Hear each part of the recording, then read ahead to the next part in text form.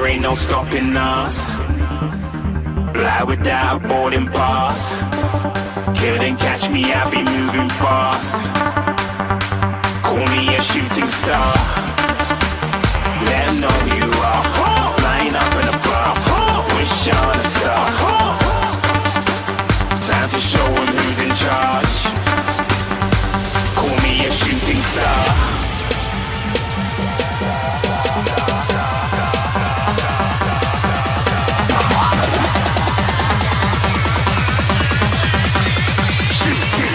Didn't even get to cross.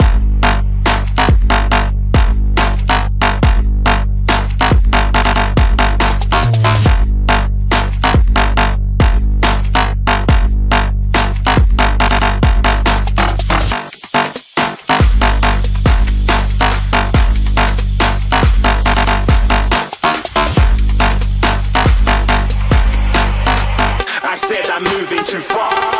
Get to glass.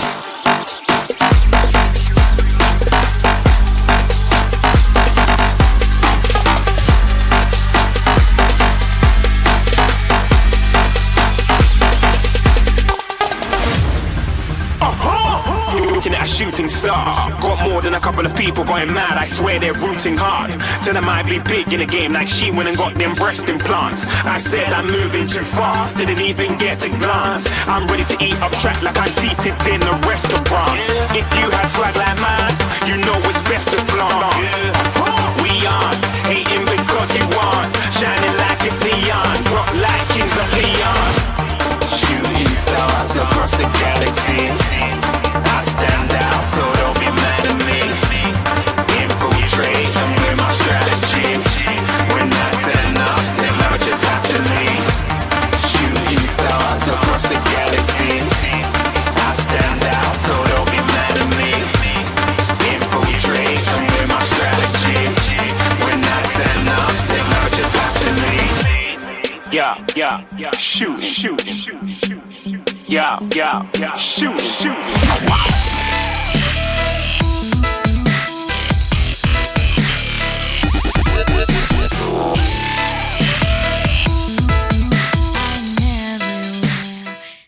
Okay, it's been a while since I did this, so I was making sure the camera was set up right, and I think I finally got the lighting halfway decent.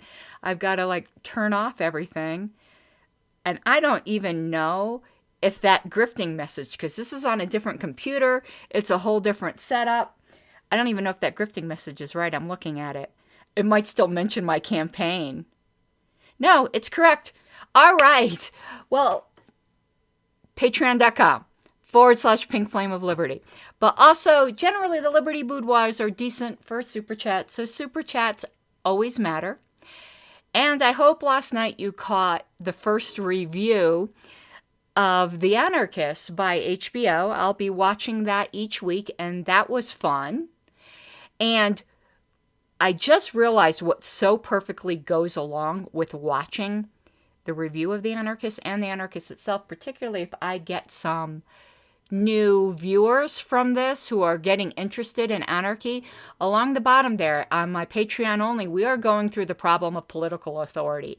And boy, is he making the logical, non-deontological case for anarchy. And it's just so fantastic. I started recording more of the episodes for that for patron only earlier today.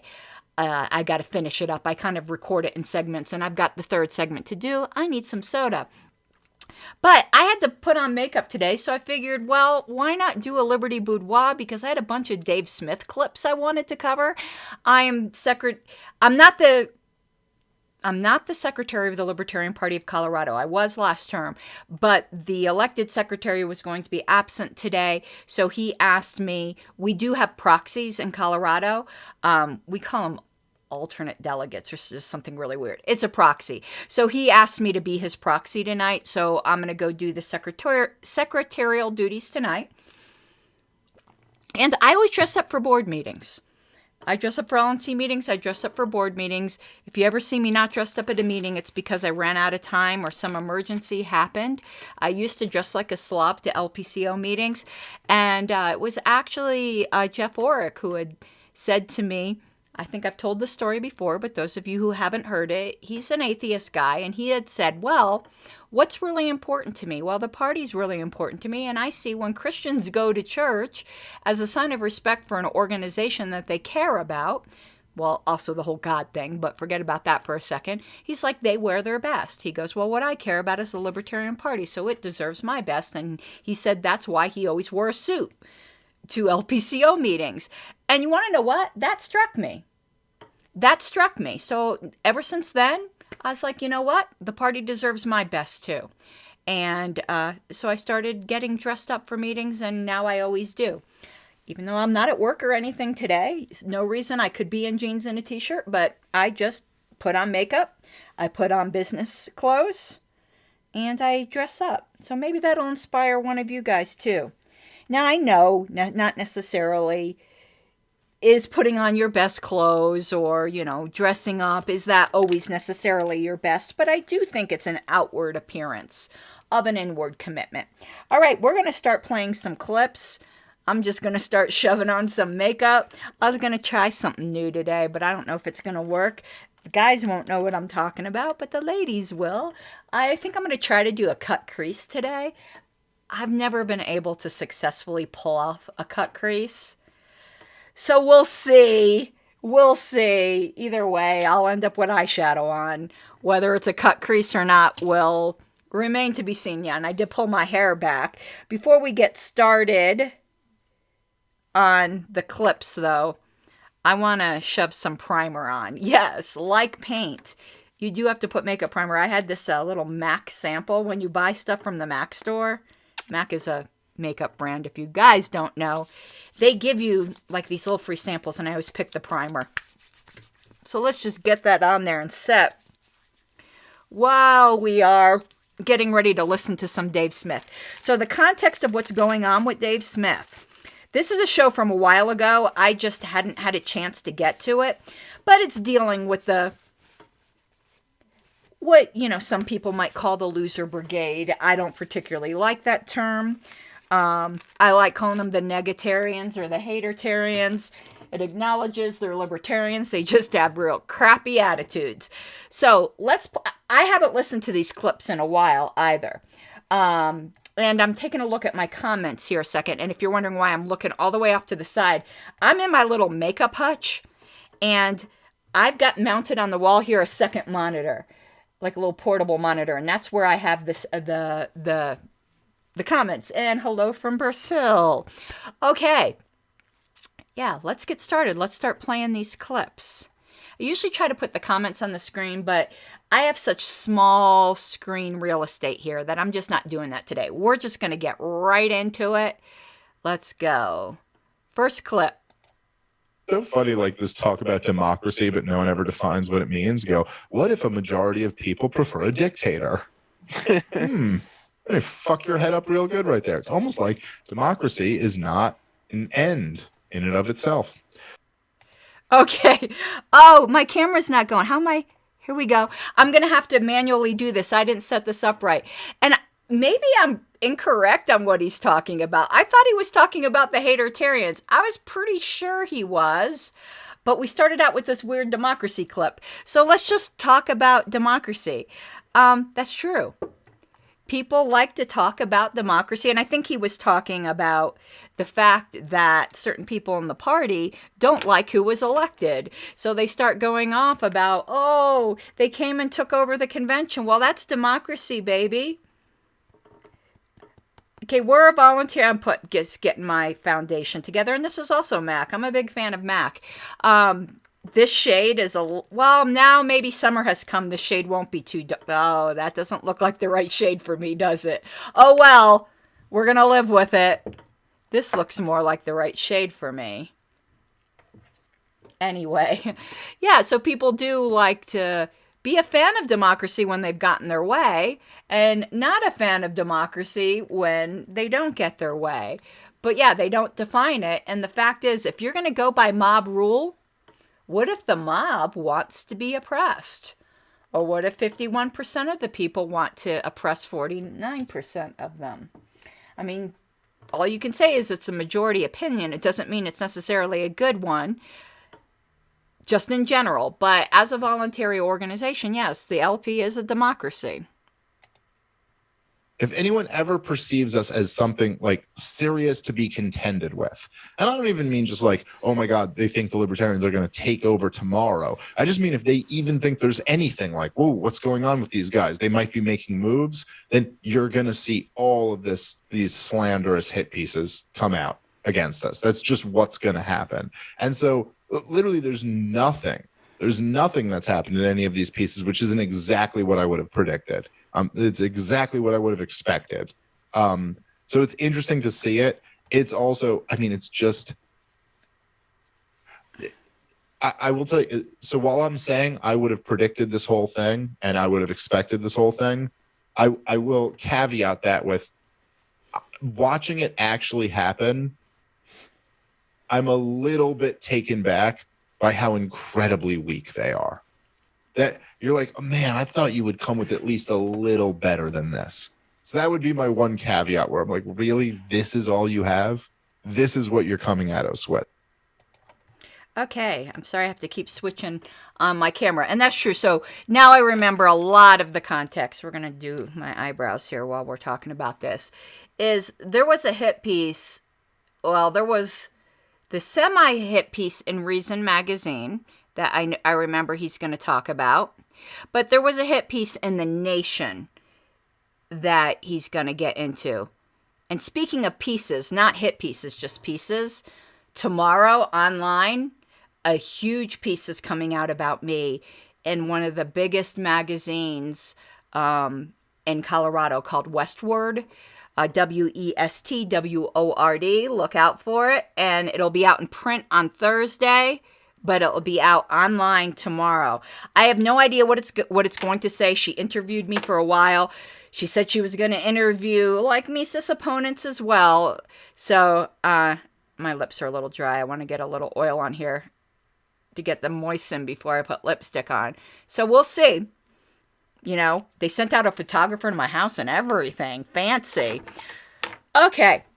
So yeah, I mean, I think he's right. This is exactly what we expected. But it's one thing to expect something, and it's another thing to see it unfold in real time. And the fact that we are drawing this fire, I mean, there is some truth to that expression that you know you're over the target the minute you start drawing fire. And I'm now so paranoid about comments with the way comments weren't showing up last night. Now I see some comments. The last one I see is the greetings from Brazil, though. So I hope I'm not missing any. So you guys can keep me secure, like that my comment screens aren't freezing up if you keep commenting. Because when it stops moving, I'm like, am I missing something here? Well, while we watch the next clip, we're going to do some contouring. I know guys always freak out on that. They're like, oh my God, you restructure your whole face. Okay, let's go to the next one. But I do think that it speaks to the credit of the Mises Caucus and the new Libertarian Party. It says something very positive about us, that all of these publications in the corporate press have noticed what's going on and think it's worthwhile to try to stop this. Okay. Let me go to the next screen here.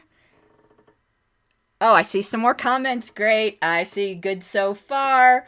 Always self-record interviews with the press. You know what? I don't have anything to... Yeah, but, yeah, I probably should have recorded it. But I have a good relationship with Westward, by the way. So they've never done me ugly. They're more of a left-leaning publication. I know what their bias is. This reporter has done a story with me before. If you remember that Westward story...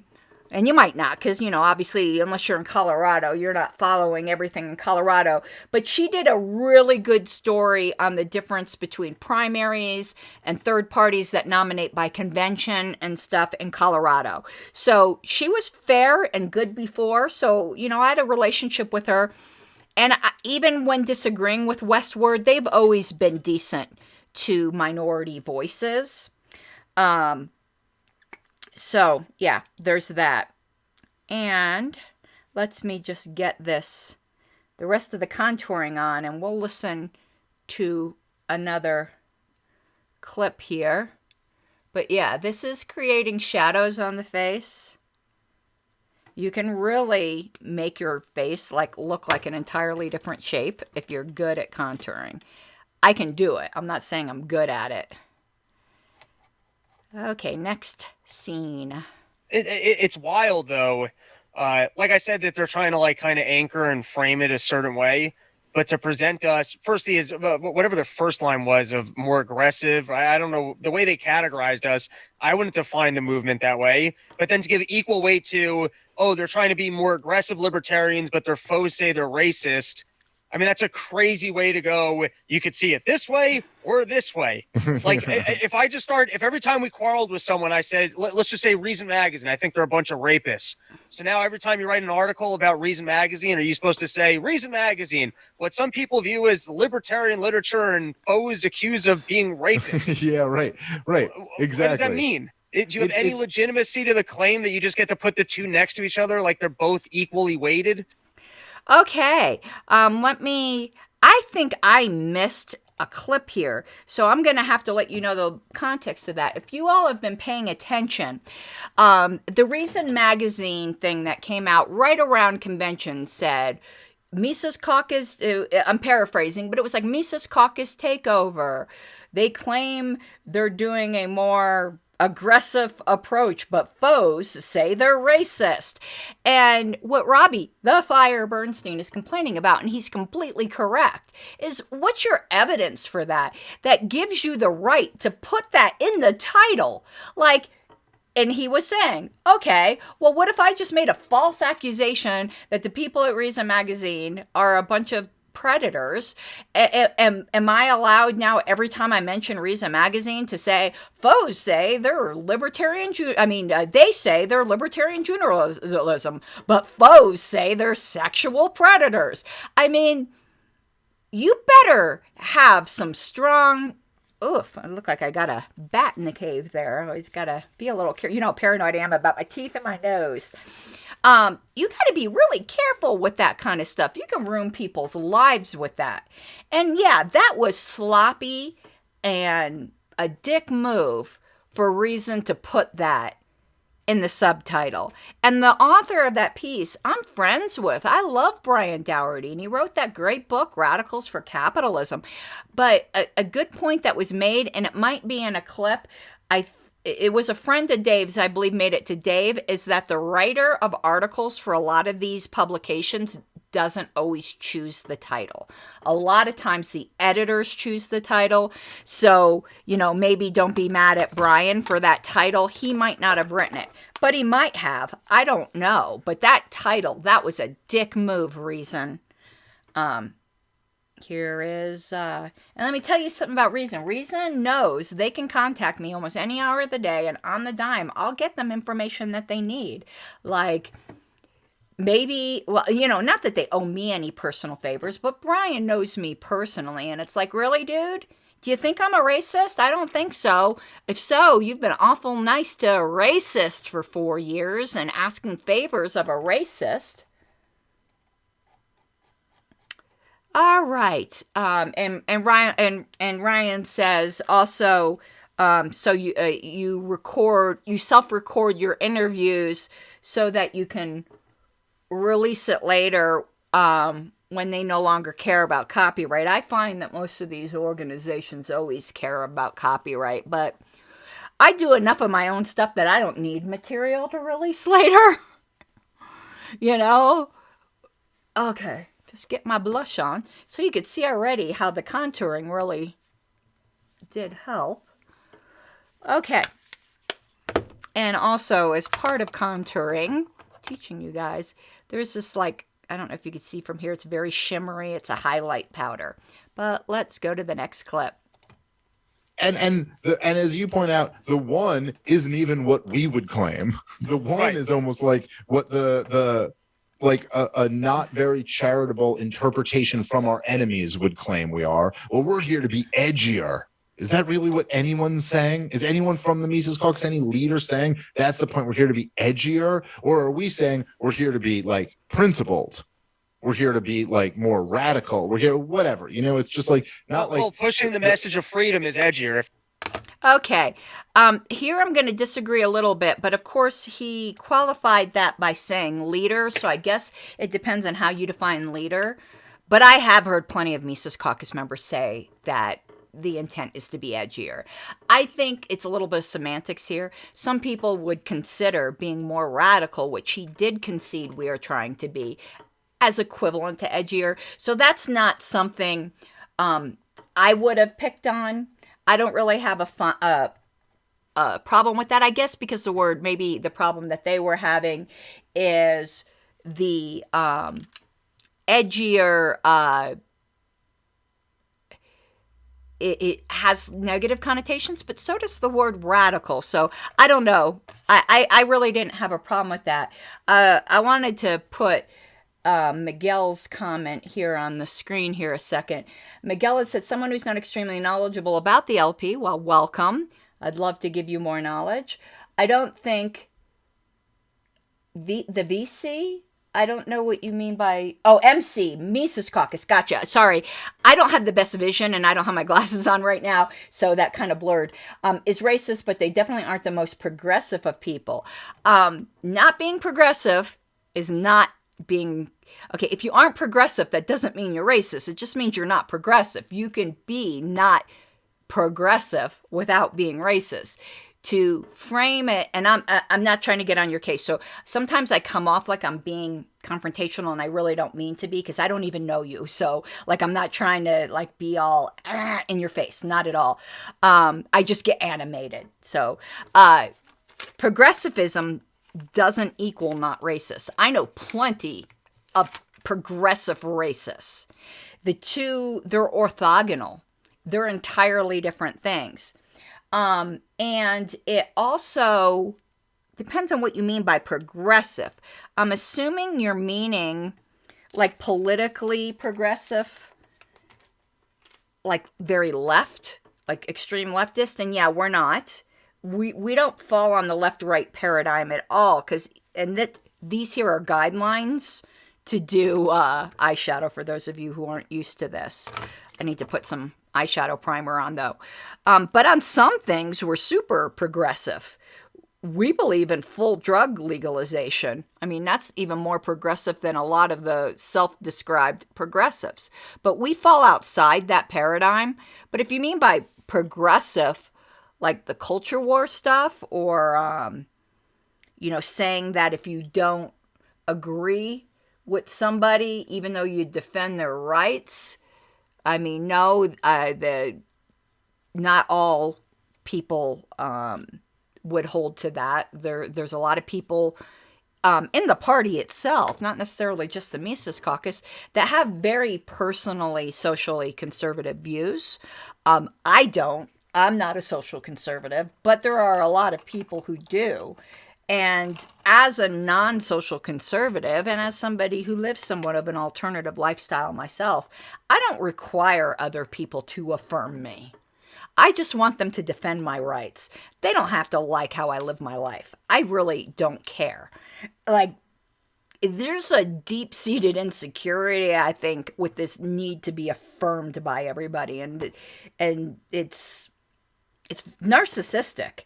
Now, I'm not saying that for everything, because I'm sure you could come up with some circumstances where there are people who have really been badly treated by society and have been marginalized and not allowed to even say who they are. Okay, but, as time progresses, it's almost like with feminism.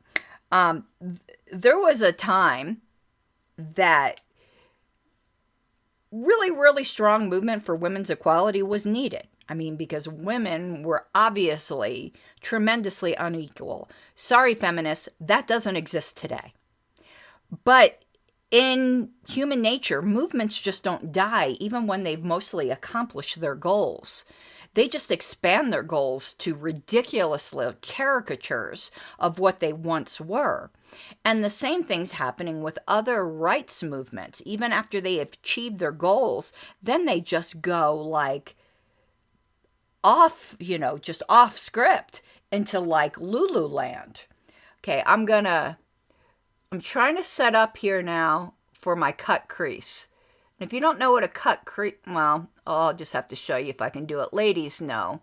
It's kind of like a really sharp lines in your eyeliner. So I'm just setting up the outlines of it right now, and we'll see. So I'm just going to keep working on that while I'm talking. Let me see the comments here. Libertarians aren't agree with how individuals exercise their freedom. Exactly. I'm like super, super tolerant, and I really am pretty accepting of everything. No skin off my back. And again, as I'm quite an unusual and flamboyant personality myself, I kind of go golden rule, I do unto others type thing. But again, as long as someone's not oppressing my rights, that's all that political libertarianism requires. Political progressivism demands positive rights. Libertarians absolutely deny negative rights. And Corey said I should do watch parties for the anarchists on YouTube. I don't want to get copyright struck. That's kind of why I'm not doing that. HBO is really litigious. So that's one reason why I'm not doing that. And Miguel says, within the bounds of libertarianism, I see talking more about social conservatism and progressivism. I understand that rights are a fair discussion, but morality can be discussed without laws. Absolutely. And you bring up a really good point, Miguel. Libertarianism is a narrow subset of morality. Morality is much broader than political libertarianism. But while morality can be discussed without laws, morality that doesn't have to do with laws or force has nothing to do with libertarianism. It's outside the bounds of libertarian. It's something else. So I can say I'm a libertarian and I'm also quite a libertine person. But you don't have to be a libertine to be a libertarian, and you also don't have to be opposed to that to be a libertarian. You're correct that morality is a much broader discussion, but it also has nothing to do with political libertarianism. It's just not part of the discussion, or shouldn't be. All right. Dave Davis says, I thought the U.S. Constitution was based on negative rights. An example is government shall not. It is 90% based on negative rights, but let me give you an example of where it's not. You have to fund the post office. What if you don't want to do that? Eminent domain is in the Constitution. That's not a negative right. So in a lot of cases, it's founded on negative rights, but it's not 100% founded on negative rights. And in fact, as an anarchist, I think the very idea of a state itself is a violation of negative rights. And that's why I think consistent libertarianism is anarchism. Okay. Let's go to the next clip. Not going to pretend to be more just war hawky and neutral and loving of minorities. I don't know what the party's been doing till now, but apparently just going, hey, we're going to actually push a message of freedom is apparently edgier. Yeah, well, that's exactly right. And like, so your point of saying like, oh, like the example of going like, oh, if we were just kind of like, hey, Reason Magazine, who some claim to be edgy and others claim to be pedophiles. Like, you're just like, wait, so what do you have to back that up? Oh, one time somebody tweeted something like, and then they deleted it. That's it? That's all you have? Okay, I'm getting my lines going here for the cut crease, and I know it looks a little ridiculous right now. I'll be blending it. And to further address Miguel, and then I got to kind of concentrate on what Dave Smith is saying, though I'm enjoying this sub-conversation. Oh, let me take a drink of soda. Got a frog in my throat. You think of a Venn diagram. Libertarianism is a small part of morality. But so all of libertarianism is moral, like to the point of you don't violate rights. That's a moral statement. But there are things that you should do that can't be compelled that are broader morality. I think you should be nice to your mom. Libertarianism has absolutely nothing to say about that. If you're not hitting your mom, if you're not depriving your mom of her rights in any way, you can be a dick to your mom, but you're a dick. But libertarianism has nothing to do with that. But broader morality does. Don't be a dick to your mom.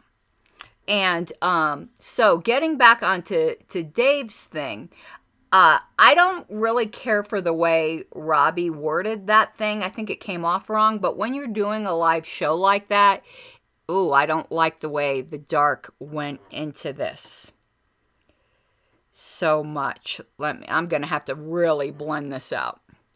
But I don't like the way, like, Robbie was like, well, what were we doing all this time? And we were just lovers of minorities. Like, that, like, didn't come off right. But I know what he was saying. We spent a lot of time pandering rather than just saying principles where everyone, including minorities, will be better off under freedom. But I think that came out a little weird. But right, speaking to our principles shouldn't be radical to libertarians. Ugh. This came out really. Let me get a different brush. I put on too much blue. I'm going to have to round this out somehow.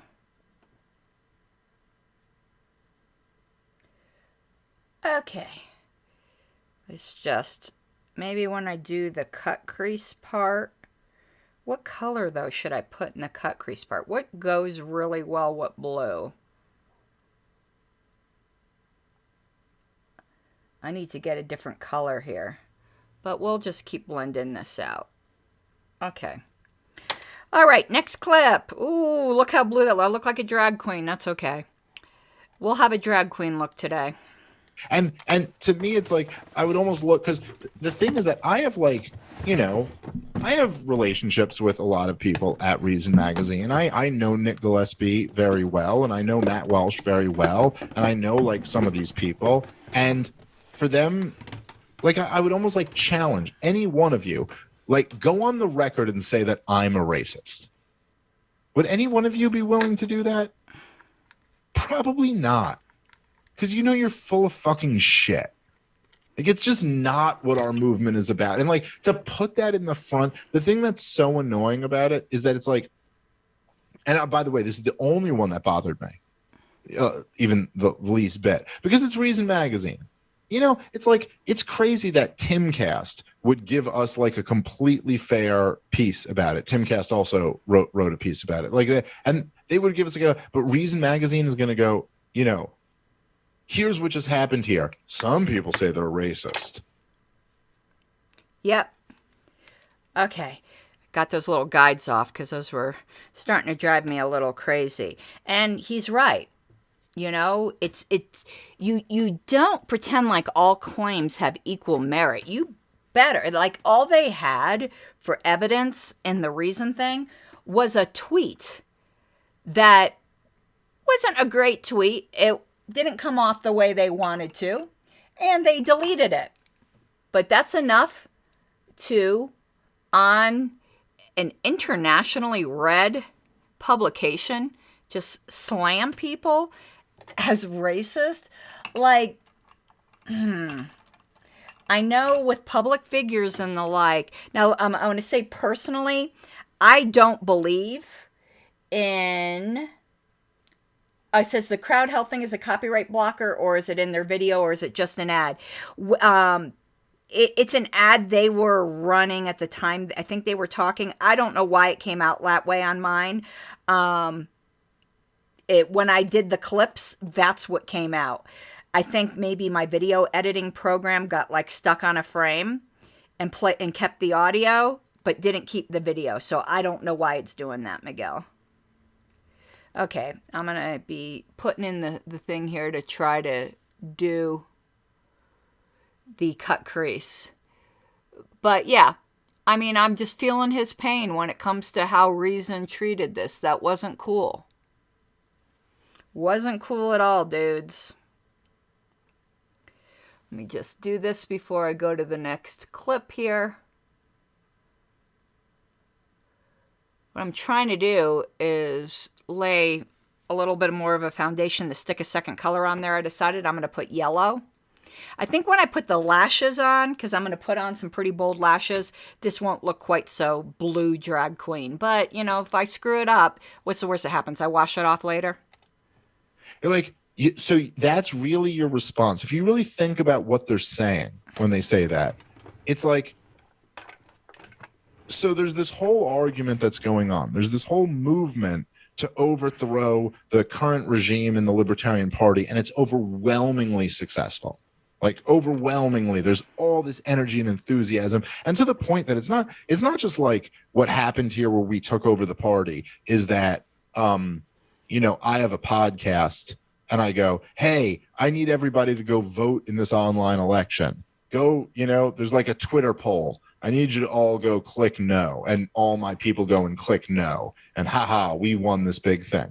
What needed to happen to do this was that people had to go, become members of their state party, become members of national party, show up to state party conventions, get elected as a delegate by their state party conventions. Then they needed to fly out to Reno, Nevada, get a hotel in Reno, Nevada, you know what I mean, take off work, whatever else they had to do. They had to go become a delegate, sit on the floor, vote on all of the measures. There was a lot that had to happen in order for all of the people who put in all of this work in order to take over the third biggest political party in the United States of America.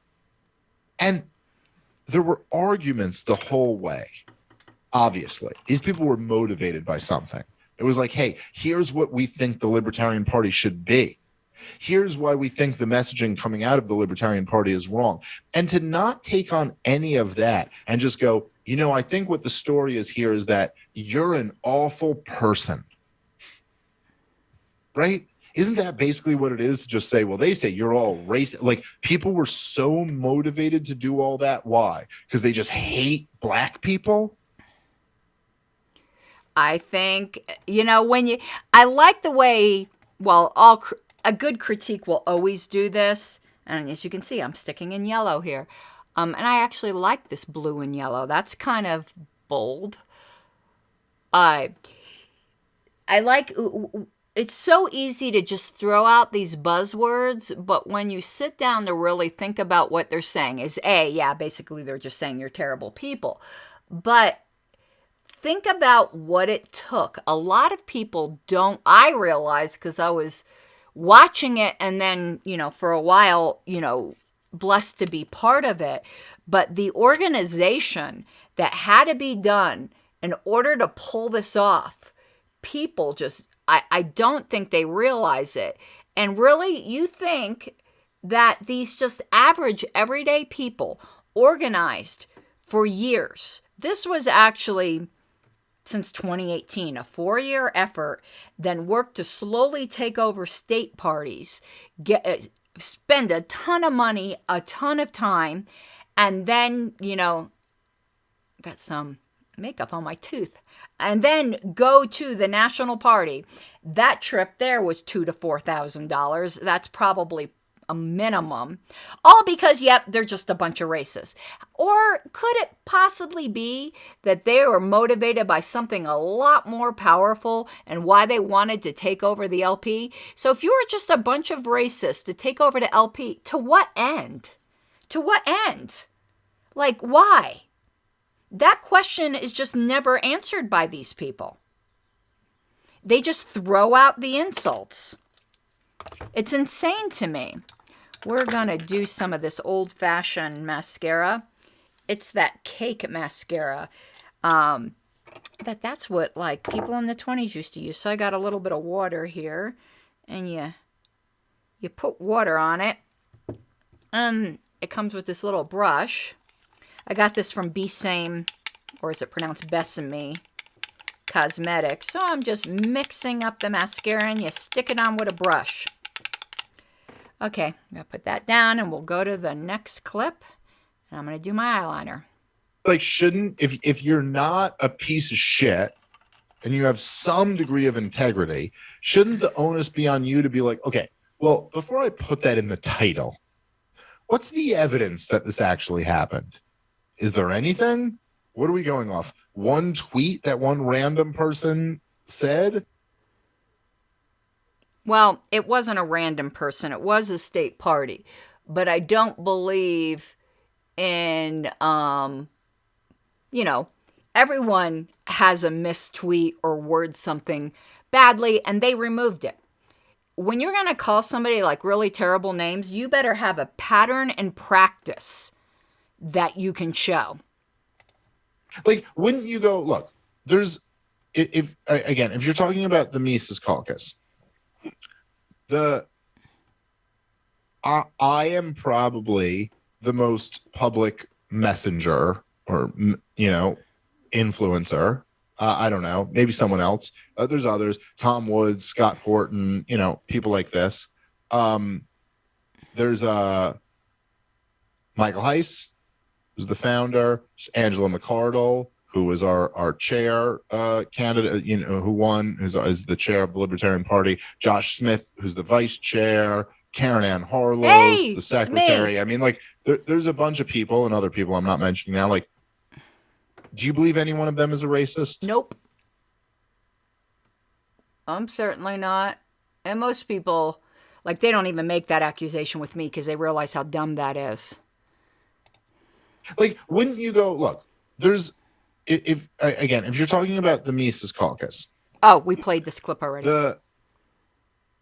I am probably the most public messenger or, influencer. I don't know, maybe someone else. There's others, Tom Woods, Scott Horton, people like this. There's Michael Heiss, who's the founder. Angela McArdle. Oh, I did play this. Who was our chair candidate, who I did won. play that, sorry. By the way, people who listen to this show here we go. and like know what we're about, just try to enjoy this, how beautiful this whole thing is. Okay, here's the title. The Libertarian Party goes alt-right. By embracing bigotry, libertarians are poised to help re-elect Donald Trump. I know. That is just insane. Why would... they're going to get into the ridiculousness of this, but let me go back here. Okay, it's already looking a little better. It's already looking a little less drag queeny. I got to dry this eyeliner, though. I've got a little hand fan here. So we're going to listen to the next clip while I dry my eyeliner. But we've gone alt-right. Don't I just look like the poster child for the alt-right? The alt-right must have gotten a lot cooler. And plus, come on, people. Welcome, like, talking about the alt-right today is like still having an AOL email address. It's like not even a thing anymore. By the way, people who listen to this show and like know what we're about, just try to enjoy this, how beautiful this whole thing is. Already played that. Okay, here's the title. Sorry. As a theoretical, let's just work within their frame of logic. Whatever that is. Okay, their frame of logic. See, you're super Trump fans, which means that they're also the most bigoted, because that's the only people that voted for Trump. They were bigoted. So now we've recruited the highest concentration of bigots. Now, wouldn't that then split the Republican Party that would be the supporters of Trump? Wouldn't that be like a Ralph Nader to the Democrats type thing? Like, wouldn't we fuck over Donald Trump's chances of being elected if we actually siphoned off the biggest supporters? Rob, the fact that they're able to avoid that point that you just made is unbelievable.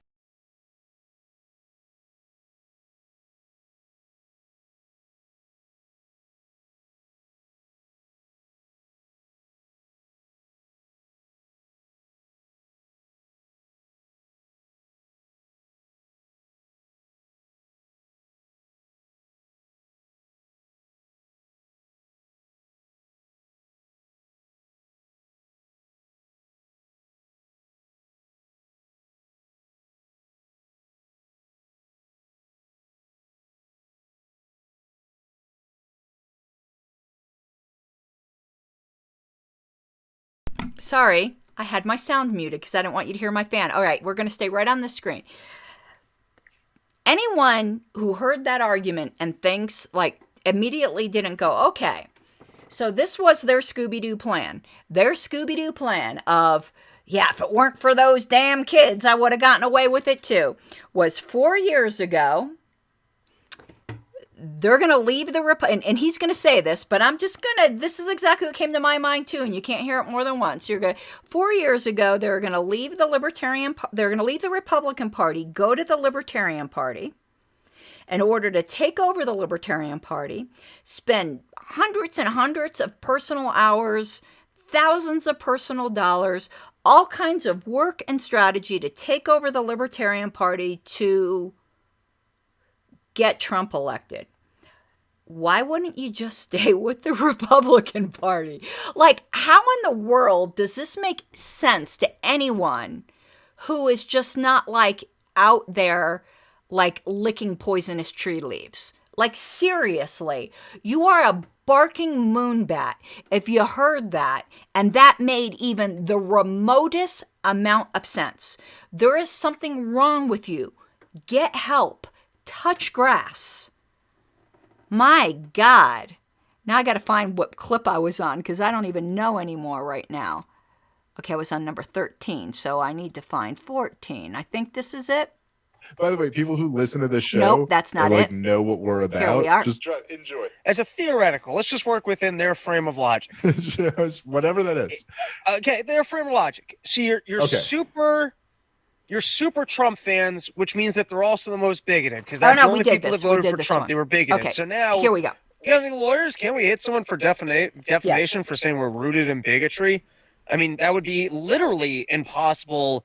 Rooted in bigotry doesn't even mean that there's like evidence or a possibility, or like rooted in bigotry means that that's our major agenda. Like that's what, like if we had one founding principle, it would be our bigotry. How could you possibly prove that? Honestly, and Rob, what could here's the problem is you have to look, I don't believe in defamation laws, so I'm not going to fucking or slander laws or anything, but I want that Amber Heard money. Well, yes, I get that. The problem is that you have to prove damages, and they are clearly helping us. Now, I think that's hilarious. I agree with Dave. I do not believe in defamation laws. I would say a lot of these people are super lucky I don't believe in defamation laws, because I actually think they have gone over the bounds and that there could be a legally actionable case here. I mean, you know, like he said, he wants the Amber Heard money. Normally, it's very, very difficult to prove defamation, and Dave does prove a point that you have to prove damages. But I bet you there are people who have been smeared that have lost jobs and things like that over this, because that's the sort of thing that happens in cancel culture. But I don't believe in defamation laws. And a lot of these people are super lucky that people like me don't believe in defamation laws. But Dave also has a point. As far as the party is concerned, but here's where Dave, I think, misses the point with the defamation laws. Now, let me just make clear again, this is a theoretical discussion because I don't believe in defamation laws, but let's pretend I did. I do think it's clear, and I'm going to keep this eye shut because I need to let that eyeliner dry. I do think it's clear that these lies have helped the LP. Like, people see this for the bull crap it is. But I do think that it's very possible that these smears have hurt individual people. Because when you start getting into dealing with the corporate world or business, they're really gun-shy about these accusations. And they will not look into them at all. They will not look into them at all. And I do think individuals could prove damages. So these slanderers are really lucky that most of the type of people that they're going after don't believe in defamation laws. But they're going to run across someone who does one day. They are. That's what I hate about that. This is magnetic eyeliner I'm using, and it always runs. See how it ran right underneath my eye there? I got to take it off with my little makeup dauber here. I think this is the next clip. But yes, it is true that the Libertarian, when you say the Libertarian Party championed gay rights, No, it's the one before. Party, No, right here. Lawyers, can we hit someone No, for that's right. defamation Sorry. for saying but I had to yes, find it the is right clip. Here we true go. That the Libertarian, when you say the Libertarian Party championed gay rights, like the Libertarian Party did not believe that the government should be in charge of marriage laws, and the government should say that some people can get married and other people can't get married. I don't know what rights beyond that you mean, but if you just mean like basic rights, like there shouldn't be laws against homosexuality, then yeah, okay, I'm sure libertarians have always believed that and still do. And drug decriminalization, yeah, that's true. Libertarians were against the war on drugs way before the Democrats were, and still are. And in fact, here's what's kind of interesting, right? Is that the for the Mises Caucus members, Gary Johnson, who they might talk about in this article, maybe it was one of the other ones, I can't even remember. Gary Johnson in 2016, when he was running, he backed off of he was in a town hall and he said something about how drugs should be legal, and then someone, this woman stood up in the crowd and asked him a question, and she said, my son died from a heroin overdose, and are you really saying that heroin should be legal? Because heroin killed my son. Like, it was this weird moment, and he went, well, look, maybe heroin shouldn't be legal, but I just think that at least marijuana should be decriminalized. And this drove a lot of libertarians crazy. Like, the fact that, first off, you're a libertarian and you're backing off of the fact that, like, yeah, drug prohibition doesn't work. This drove us crazy. And of course, he could have made the obvious point, which was that, your son died of heroin when heroin was illegal. Doesn't that kind of, but he didn't. He just bitched out and backed off.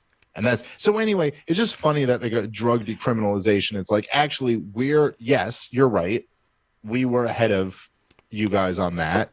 And actually, our camp that you're trashing here is like more ahead than the libertarians in general have been on the issue, but whatever. Okay, back to the article. In defiance of this history, the Libertarian Party now seems to have entered a topsy-turvy world where it has started mimicking the Republicans. That is so ridiculous. And thank you, Chris, for the super chat. I super appreciate it. Thank you so much. Though everything that was just claimed there about contrary to this tradition, like we're moving away from it, it's just a lie. It is just an absolute lie. Who has been the person who has championed the radicalization of our platform when it comes to drugs? Me. I was platform committee chair, and it was my proposal in 2018 that made sure our platform didn't just oppose criminal laws against drugs, but civil laws against drugs too. Who was the person who made the proposal in our platform that made it clear that government cannot discriminate? If government, for as long as government has an illegitimate practice of issuing marriage licenses, what it shouldn't be doing, but as long as the government's doing it, I got the sentence in there that said they can't discriminate against people based on number of participants. I got us explicitly saying government should license polygamy. So come on now. Yeah, really alt-right. You guys are a bunch of effing liars. Liar, pants on fire. Tell the truth, Pinocchio. Dave Smith has it exactly right. God, I hate slanderers.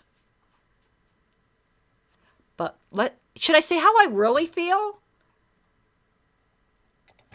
Since Donald Trump launched his presidential campaign, the dominant political story on the right has been the GOP's becoming steadily Trumpized. A trend visible in both policy, more protectionist, more anti-immigration, and more anti-immigrant, and more unilateralist in foreign policy, and also cultural style, with Trump's insult comedian routine now de rigueur among Republican candidates. In 2016, Gary Johnson became the most successful Libertarian candidate in history, getting nearly 4.5 million votes, or 3.3% of the votes cast. This was 3 times more than any previous Libertarian candidate, including Johnson in his earlier 2012 run. Johnson achieved this success by being closer to the kind of old-line establishment Republican that the GOP had just rejected. He was a soft-spoken, cultural moderate advocate of small government. As such, he seemed like an alternative to Trump for weary Republicans. But despite Johnson's strong electoral showing, the Libertarian Party was quickly racked by its own internal strife, thanks to a guerrilla faction that wanted to take up culture war politics. So,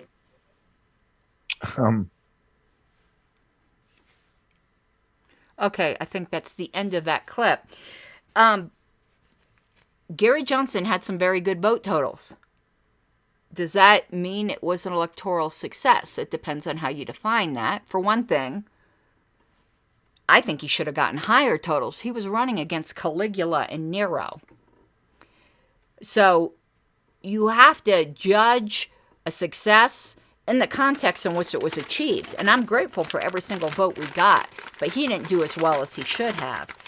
And it's funny, for a bunch of group that seems to hate Republicans so much, these critics, they were praising Johnson for being like an old moderate Republican. I don't want to be anything like any kind of Republican. Moderate Republican, Trumpian Republican. I want to be libertarian. And talking about culture war stuff, Gary Johnson's the one who got into the culture war when he said Jewish people should be forced to bake Nazi cakes. You know? And backing off on drug prohibition. To just say, well, he got a lot of votes as if that means something. If we want to start making this Trump argument, okay, we could get a whole lot of votes if we just nominate Trump. We could have the highest vote total of all time. Oh, so vote totals aren't everything. It's vote totals plus something else. Oh, is that something else adherence to actual libertarian principles, like the full legalization of all drugs and that nobody should be forced to bake a cake for anyone else? Oh, I get it now.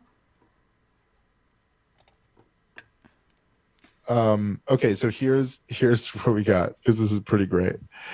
David Vellante, an active Libertarian Party member, says, told of the Libertarian Party National Committee, told Hate Watch, quote, "The purpose of what is going on with the Mises Caucus is to sabotage the Libertarian Party, to sideline it over the next few years for Donald Trump." Ashley Shade, another disaffected Libertarian Party member and former chair of Massachusetts Libertarian Party, also spoke with Hate Watch and characterized the Mises Caucus as a tool of the Republican. We're going to stop right here for just 1 second. Okay, you're dealing with David Vellante, who completely supported the utter meltdown of the past LNC and removing a political opponent, and like just the like toleration of the corruption on that LNC. And the man did hardly any work. He just took up air. Anyone part of, quote unquote, an alleged downfall of the party, it's David Vellante. And for all of his virtue signaling, I'll keep bringing up, and I want to say it right away, I am not offended by what he did, not talking about here, what I'm going to bring up next. But I make people live by their own standards. I personally don't have that big of a problem with it. But, you know, if he's going to go virtue signaling and slandering people, how come you're not telling people, David, about the sloppy, drunken rant you did to me one night before an LNC meeting, where you had said some really borderline thing about certain marginalized communities, specifically poor West Virginians, and apparently got so inappropriate with me that your wife made you apologize to me the next day.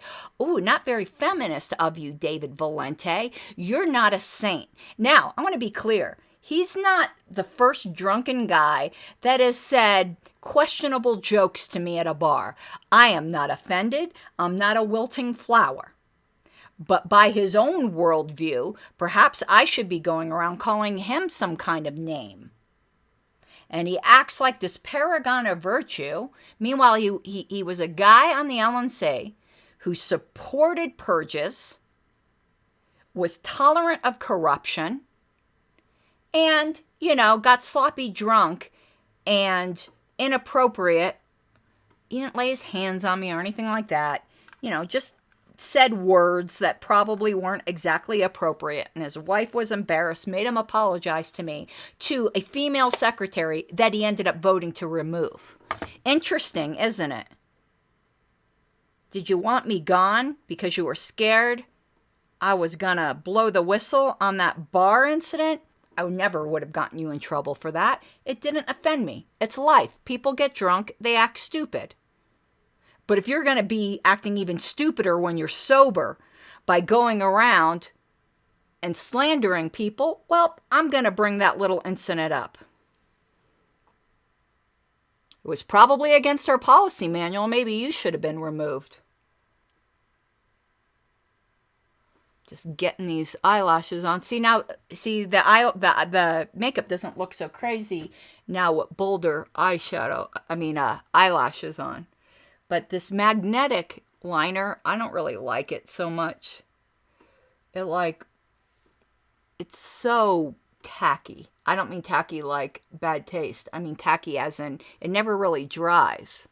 It's like sticky. That's more what I meant. All right, let's continue. Crap, I lost my spot again. That's why we created this Mises Caucus in 2017. We had another clip there. He went. I stopped it midway. Let's go back. Okay, so of Massachusetts Libertarian Party also spoke with Hate Watch and characterized the Mises Caucus as a tool of the Republican Party. Okay. And were you a tool of the Democrat Party, Ashley? What some of the positions you ran on? But you're dealing with somebody else again who wanted to purge her political opponents. That Massachusetts party turned into a purger party under Ms. Shade's chairmanship. So take that for what you will. All right, we're going to continue on this same clip. So that's actually where they've gone with this. To such a conspiratorial level that this is the only way, this is the way, by the way, Rob, without addressing it, that they grapple with the point that you made at the very beginning. You go, how could this possibly be? How could it possibly be the plan to help Republicans by making the Libertarian Party racist, Nazi bigots? Because the Republicans are racist, Nazi bigots. So wouldn't that pull us? So they go, so here's where they have to go. They go, the purpose of what's going on with the Mises Caucus is to sabotage the LP, to sideline it, so that then, this is how conspiratorial they are, that we actually joined the Libertarian Party to sabotage it, so that we can then ruin it, leave it, and go support Donald Trump. And go back so hold on. I'm sorry. I just have to finish this here. This is actually what they're saying. I just want you to hear this and actually understand what's being said here, Rob. The purpose of what's going on with the Mises Caucus is to sabotage the Libertarian Party, to sideline it over the next few years for Donald Trump. So we are here in their assessment to sabotage the party, destroy it, then when Donald Trump runs again, leave the Libertarian Party and go support Donald Trump. Yeah, that makes sense. Not That's why we created this Mises Caucus in 2017. So when Donald Trump became the president of the United States, the Mises Caucus guys thought to themselves, you know what's the best way to support this president of the United States? Not to be a Republican. No. That would be too simple. I mean, sure, he's the president of the United States, And if we support him, we'd probably be trying to support him and then get him reelected. But no. We're going to leave the Republican Party. Many of us were never in the Republican Party. We're going to join a third party. We're going to make it more like Donald Trump's party, supposedly, even though we all hate Donald Trump. We're going to join that. Take it over with rhetoric very similar to the Donald Trump presidency, supposedly, even though our rhetoric is completely different, but according to these people, because that rhetoric will so tank this party that we can then leave it again and finally go home to support Donald Trump in the Republican Party. I mean, sure, maybe it would have been simpler to just support him the year that he had won the presidency. But no. That was too easy. We were smarter than all that. We go, we'll be back. We'll be back for his first year of his second term, which will have a 4-year break in between it. It is hilarious when it's broken down. But it's just so easy to just hide the fact that you're utterly illogical with yelling inflammatory terms like racist. But what Dave said is absolutely correct. None of it makes any sense at all. It's nonsense. Okay, that in fact is the last clip that we have. So I'm gonna see, I'm just cleaning up my makeup brushes. I'm gonna see, and Wayne's over here intruding on my live stream. What you doing? I'm getting dressed. Okay, well, I'm gonna be done in a minute. To see if there's any other thoughts on this, but it is like really, yeah, 40 chess, Nathan. No, it's like 8D chess. It's like insane.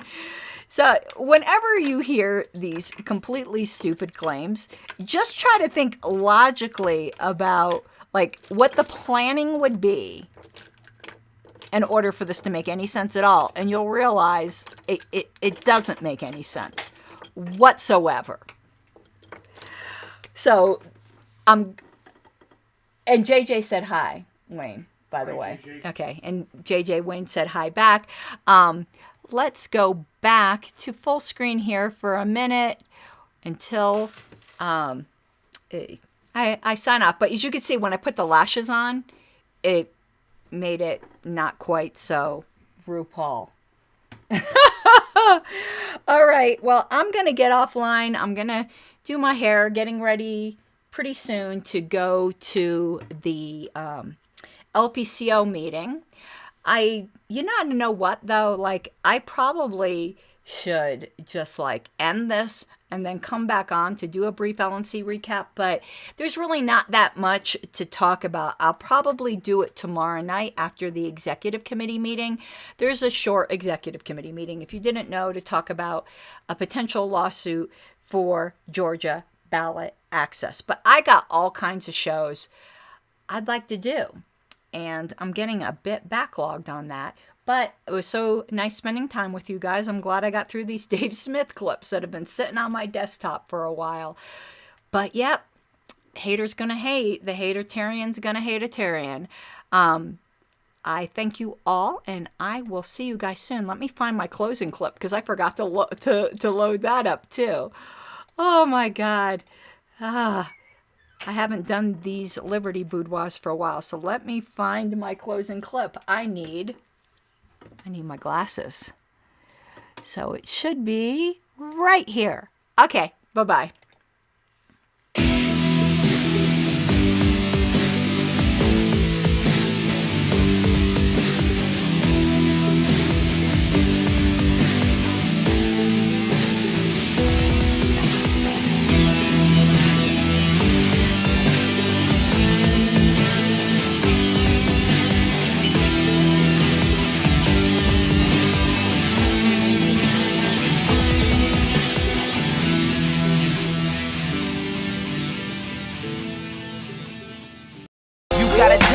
Given, that's how we live it. Don't be mad at the system, it's simply how we've existed. I hear a lot of people talking like they politicians or choose to be an accountant because it's safe in a business. Not